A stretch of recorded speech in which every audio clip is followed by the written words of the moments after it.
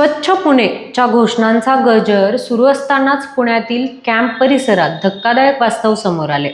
जिल्हा परिषद कार्यालयासमोरील गजबजलेल्या रस्त्यावर गेल्या काही दिवसांपासून सांडपाणी आणि मलनिःसरणाचे पाणी रस्त्यावर वाहत असल्याने नागरिक अक्षरशः हैराण झाले। SGS मॉल, शासकीय कार्यालय, शाळा आणि व्यापारी आस्थापनांनी गजबजलेल्या या भागात मुख्य चेंबर फुटल्यामुळे घाण पाणी रस्त्यावर साचत आहे। त्यामुळे नागरिकांना दुर्गंधी सहन करत चालावे लागत आहे। स्थानिक नागरिक आणि दुकानदारांच्या मते ही समस्या नवीन नाहीये।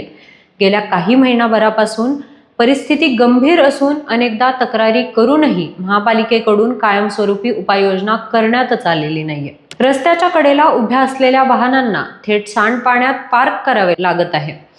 तसेच खाद्यपदार्थ विक्रेते आणि फेरीवाले दिवसभर या घाणीच्या वातावरणात काम करत असल्याने माशा, डास आणि रोगराईची भीती वाढली आहे।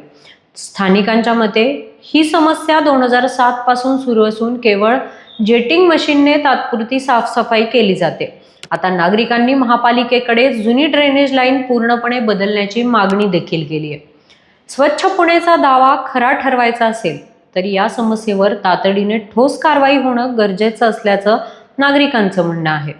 आता या संपूर्ण प्रकरणावर तुम्हाला काय वाटतं? तुमचं मत कमेंट करून नक्की सांगा आणि पाहत राहा न्यूज डॉट्स।